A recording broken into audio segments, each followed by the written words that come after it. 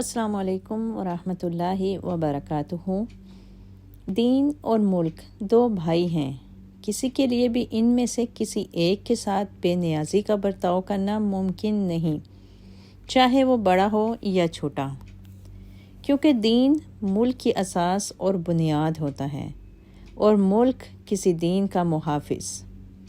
جس ملک کی بنیاد یعنی اساس نہ رہے وہ منہدم ہو جاتا ہے، گر جاتا ہے، فنا ہو جاتا ہے، اور جس دین کا کوئی محافظ نہ ہو وہ ضائع ہو جاتا ہے، لٹ جاتا ہے۔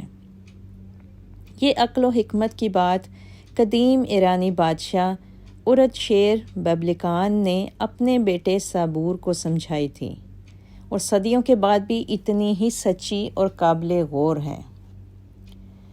ہمارے بھی دلوں میں اپنے پیارے وطن پاکستان کے لیے بے پناہ محبت ہے، کیونکہ یہ اسلام کا قلعہ ہے اور اسی دین اسلام کے نام پر بنایا گیا تھا۔ اس عہد کے بہت ہی بڑے مفسر جناب سید ابوالعلا مودودی نے بھی اس محبت کی وجہ سے پاکستان کو مسجد سے تشبیہ دی اور کہا کہ اس ملک کی حفاظت مسجد کی حفاظت کی طرح واجب اور لازم ہے۔ بے شک ہم دنیا کے کسی بھی ملک میں چلے جائیں تو اول مسلمان اور دوم پاکستانی ہونے سے پہچانے جائیں گے، اس لیے دونوں پہچانوں کا احترام بے حد ضروری ہے۔ بہت سے لوگوں کو عادت ہوتی ہے ذرا سی بات ہو تو اپنے وطن کو برا بھلا کہنا شروع کر دیتے ہیں۔ یہ بے حد ناشکری ہے اور بہت ہی نیگیٹو سوچ ہے۔ خرابیاں لوگوں میں انفرادی طور پر ہوتی ہیں، ملکوں میں نہیں، اور خرابیاں دور کرنے کے لیے ہوتی ہیں، نہ کہ نمائش کرنے اور مزے لینے یا تانے دینے کے لیے۔ دنیا کے بڑے بڑے ملکوں میں شاید ہی کوئی ہو جہاں کے بچے یا بڑے اپنے وطن کو برا کہیں یا اس کے خلاف بات کریں۔ یہ کمزوری ہمارے ہاں کافی پائی جاتی ہے اور ہر جگہ بدنامی کا باعث بنتی ہے۔ اسی لیے تو کہا جاتا ہے کہ جو شخص اپنے وطن اور ملک کا نہ ہو سکا وہ کسی اور کا کیسے ہوگا۔ اشفاق احمد کا قول ہے کہ اگر ماں خوبصورت نہ ہو یا اس کے چہرے پہ جھڑیاں پڑی ہوں تو کیا اس کو ماں کہنا بند کر کے لیڈی ڈیانا کو ماں بنانے کھڑے ہو جائیں گے؟ نہیں، بالکل نہیں۔ پاکستان ہمارا وطن ہے اور ہمیں بے حد پیارا ہے، کیونکہ یہ اللہ تعالیٰ نے ہمیں نعمت کے طور پر عطا کیا ہے۔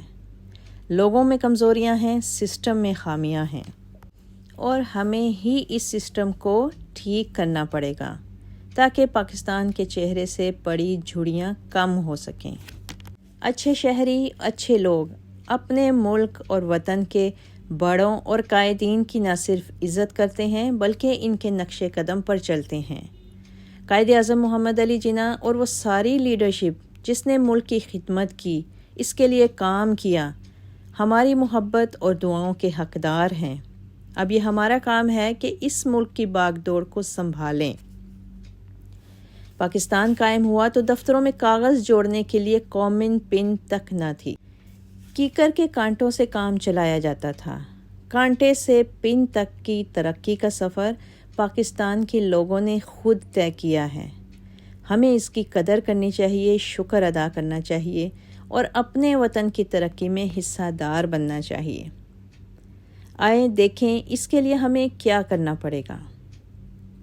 ہمارے ملک میں ہر سال صاحب نصاب اور صاحب حیثیت لوگ 100 ارب سے زیادہ رقم غریب اور مستحق لوگوں کو صرف اللہ تعالیٰ کی خوشنودی اور ایک مذہبی فریضہ ادا کر کے دیتے ہیں۔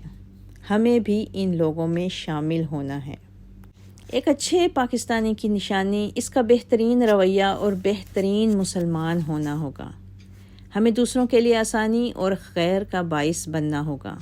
ملک افراد کے کردار اور اداروں کی مضبوطی سے مستحکم ہوتے ہیں۔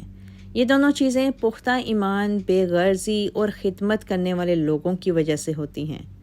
ہمیں اپنی صلاحیتوں کو خوب نکھارنا ہے، زیادہ علم حاصل کرنا ہے تاکہ اپنے ملک کے اداروں کو مضبوط بنا کر پاکستان کی خدمت کر سکیں۔ جب کبھی تعلیم یا نوکری کے لیے ملک سے باہر جانے کا موقع ملے، ہمیشہ اچھے رویے اور بہترین کردار کا مظاہرہ کرنا ہے، وہاں ہم پاکستان کے سفیر ہیں۔ غیر ملکی ہمارے طرز عمل سے ہمارے ملک کو اور ہماری پہچان کو پہچانتے ہیں۔ جس طرح رزق موت کی طرح انسان کا پیچھا کرتا ہے، اسی طرح ہماری خدمت، ہماری نیک نامی اور صلاحیت خوشبو کی طرح ہر جگہ ہم سے پہلے پہنچ جاتی ہے۔ اپنی ان خوبیوں کو ہمیشہ سنوارتے اور نکھارتے رہنا ہے تاکہ ہمارا ملک ہم سے جو توقع کرے وہ بھی پوری ہو اور ہم دین کی دعوت کے لیے بھی بہترین داعی بن سکیں اور اچھی مثال قائم کر سکیں۔ ایک چینی خاندان نے کئی پشتوں سے ایک گلدان سنبھال کے رکھا تھا، وہاں اس کی بے حد حفاظت کی جاتی تھی۔ ایک نسل کی غلطی سے وہ ٹوٹ گیا۔ گلدان توڑنے والے نوجوان لڑکے نے اپنے خاندان کے سب سے بڑے بزرگ سے کہا، وہ گلدان ٹوٹ گیا جس کی بہت حفاظت کی جاتی تھی، اچھا ہے حفاظت کے تردد سے جان چھوٹ گئی۔ بزرگ نے افسوس بھرے لہجے میں کہا، ہاں حفاظت سے تو جان چھوٹ گئی مگر ندامت سے کبھی جان نہیں چھوٹ سکے گی۔ اللہ نہ کرے کہ ہم سے کبھی ہمارے دین اور وطن کی قدروں، خوبیوں اور روایتوں کا کوئی گلدان ٹوٹے۔ اللہ کرے ہم ہمیشہ سر اٹھا کر جی سکیں، عزت پا سکیں اور اپنے وطن کو اور بھی عزت اور نیک نامی دلا سکیں، آمین، اور فخر سے کہہ سکیں کہ میں نے کامیابی سے عزت کے اس گلدان کی حفاظت کی تھی، انشاءاللہ۔ ہماری دلی دعا یہ ہونی چاہیے کہ ہم میں سے ہی وہ لوگ پیدا ہوں جن کو دنیا کے لوگ ایسے باعزت اور باضمیر پاکستانی سمجھیں کہ جس کو کبھی کوئی خرید نہ سکے، کیونکہ دنیا کبھی اتنی امیر نہیں ہو سکے گی کہ کسی باضمیر اور ایماندار آدمی کو خرید سکے۔ ہمیں بھی ایسے ہی باضمیر ایماندار انسان بننا ہے۔ ہم پر اپنے وطن سے محبت لازم ہے اور بات بے بات تنقید کرتے رہنے کی عادت کو ہمیں چھوڑنا ہے۔ پاکستان اپنے وطن عزیز کے اچھے لوگوں کی اور ان کی اچھی باتوں کی دل سے قدر کرنی ہے۔ کہا جاتا ہے کہ سارے اچھے لوگ آپ کے ساتھ نہیں ہوتے اور سارے برے لوگ آپ کے تنظیمی نظام سے دور نہیں ہوتے، یعنی اچھے اور برے سب ایک جگہ موجود ہوتے ہیں۔ تو ضرور یہ خیال آنا چاہیے کہ ملک کے اندر کام کرنے والے ہر طرح کے لوگ ہوتے ہیں اور ہمیں آج کل آنے والے کل انہی کے ساتھ مل کر وطن عزیز پاکستان کی بہتری کے لیے کام کرنا ہے۔ اس لیے اپنے لفظوں اور اپنے طرز عمل کو اور بہتر سے بہتر اور محبت بھرا ہونا چاہیے تاکہ یہ محبت زیادہ عام ہو سکے اور پاکستان حقیقت میں پاک لوگوں کے رہنے کی سرزمین بن سکے، انشاءاللہ تعالی۔ وما علینا الا البلاغ۔